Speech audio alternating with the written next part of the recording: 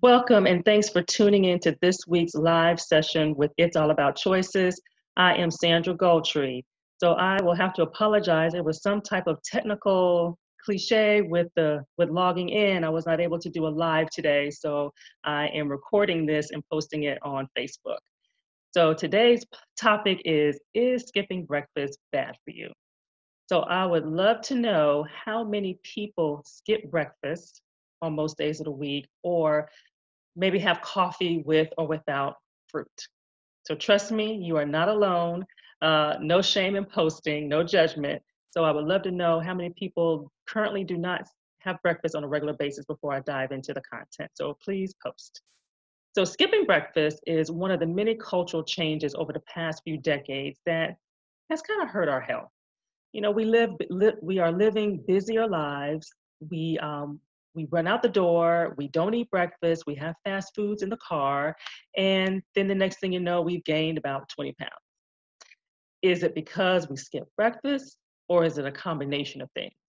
So I think it's a combination of things. So just eating breakfast alone may not solve the problem, but it's definitely a good place to start. So, one of the goals of breakfast is to provide energy at the start of the day without depending on caffeine or sugar. So, it is true, though, that skipping breakfast causes people to feel hungrier during the morning hours and eat more at lunch. However, it really does depend on what you eat at lunch and if those calories consumed at lunch really overcompensate for the breakfast that was skipped. So, how many people find themselves snacking more leading up to lunch on the days that they missed breakfast? So, please post that. I would love to know.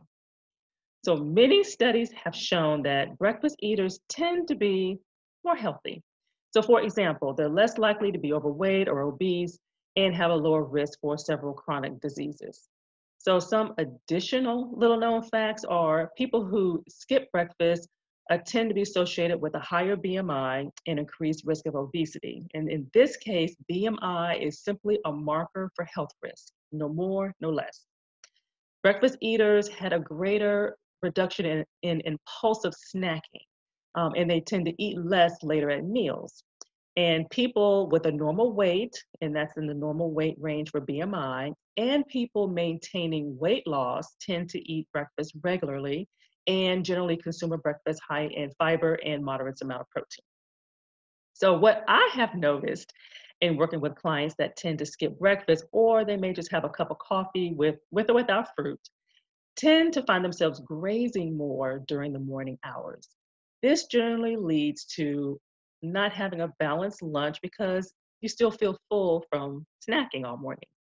And then around 3 or 4 o'clock, the intensive cravings kick in at 200%.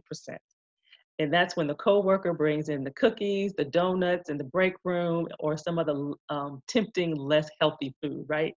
And then at that point, really all bets are off. This is classic, and I call this the crash and burn effect. So usually around 3 to 4 o'clock, people just break down and they want something fattening, salty, crunchy. They are not thinking about eating from the five food groups at all at this point. And so, how many people have experienced what I call a crash and burn effect around that 3 or 4 o'clock hour? It never fails. And it occurs as a combination of things. It's we skipped breakfast or had a very, very light breakfast. We're snacking in the morning. We didn't really have a lunch, and then we're still snacking in the afternoon. And so by 3, 4 o'clock, the body just literally just shuts down. However, it doesn't stop there. You know, the domino effect continues, and now we're getting off of work. And most people, in this case, they are starving by the time they get off work. And they tend to hit the drive through or they'll go to a restaurant because they're not going to make it for the 30, 40-minute ride in traffic. And usually, lunch, not, excuse me, dinner is not prepared. So the thought of having to cook when you're already hungry, you've been in traffic, is just way too tiring and way too exhausting. So how many people have hit the drive-through hangry because they knew there was no food cooked at the house and they just knew they just wasn't going to make it home? So that is very, very common. So I would love to hear your comments on your experiences with that. So in general, breakfast eaters tend to be healthier, leaner than breakfast skippers. This may be due to the fact that breakfast eaters tend to have other lifestyle habits or healthier lifestyle habits. Okay. So for instance, breakfast eaters, they make time for breakfast. They have their lifestyle to support planning ahead, preparing the night before so they can reduce the hustle and bustle in the morning. Breakfast eaters tend to, have a need to snack less during the day because they're able to, or during the morning hours specifically, because they're able to wait to lunch and hence reducing, extra calories and possibly empty calories from snacking on junk food or sweets. Breakfast eaters they're more likely to bring their lunch or they will actually eat out. And then breakfast eaters tend to have their snacks on deck, either in the office or in the car. And I call these emergency snacks. And so these are designed to take the hunger edge off, just to give you just the right amount to curb your appetite until you're able to get home for a healthy meal. And that will actually prevent you from stopping at the drive-through. So one of the benefits of eating breakfast is to fuel the body and for nutrition. So, what does breakfast look like? What's an ideal breakfast? So we want it to consist of carbs, yes, carbs, with some protein and some healthy fats. And so the carbs are going to give your body the energy that it needs to get started, and the brain the fuel it needs to pretty much take on the day. The protein is going to give you the staying power and to help you feel full until your next meal. And so ideally, you want a meal to last about 3 to 4 hours, okay?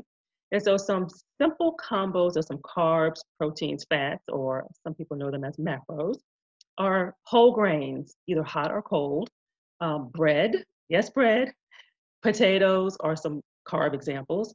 Low fat dairy, low fat milk, yogurt, eggs, cottage cheese. Those are some good lean protein sources. Fresh fruit, again, low fat milk or dairy or yogurt, and those are some additional carb sources.